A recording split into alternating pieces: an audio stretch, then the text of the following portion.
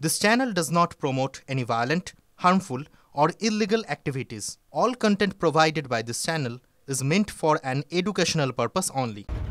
4 দিন পার হয়ে গেল, হন্যে হয়ে খুঁজে চলেছেন বনকর্মীরা, কিন্তু কিছুতেই বাঘে আসছে না বাঘিনী জিনাত। নিজেই ছুটছে, বনকর্মীদেরকেও ছোটাচ্ছে। বাঘ ধরার টোপ আছে, সেই টোপে কিন্তু পা দিচ্ছে না জিনাত।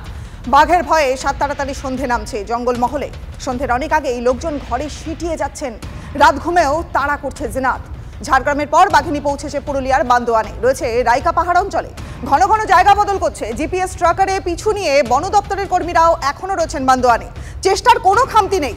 ওড়িশার শিমলিপাল রিজার্ভ ফরেস্টে দল এসেছে, সুন্দরবনের বিশেষ দুটো টিমও এসেছে পুরুলিয়াতে।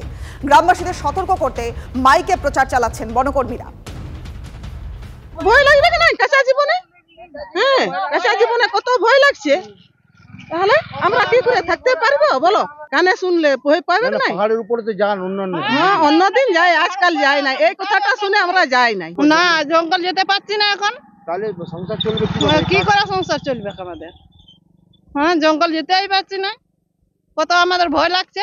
ভয় লাগছে লাগছে লাগছে এরকম কেন না, সেটাকে না উদ্ধার করলে ভয় কখন কে রাতে বিরাতে ঘোরাফেরা কই হয়তো বাঘা লেগেছে, ছাগল জঙ্গল দিয়ে তাকেও ধরতে পারে, আমাদেরকেও একটু করে আসা যাওয়া করতে গেলে ধরতে পারে।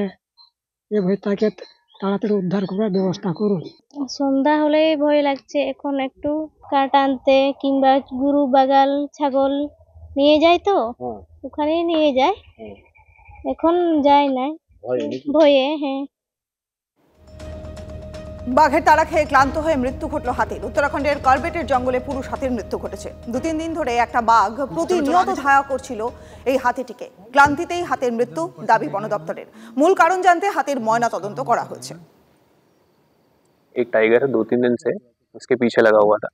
उसका स्टाफ के पास वीडियो भी है और कल रात भी उसके पीछे था और इसको थका के और यहाँ पर गिराया गया है।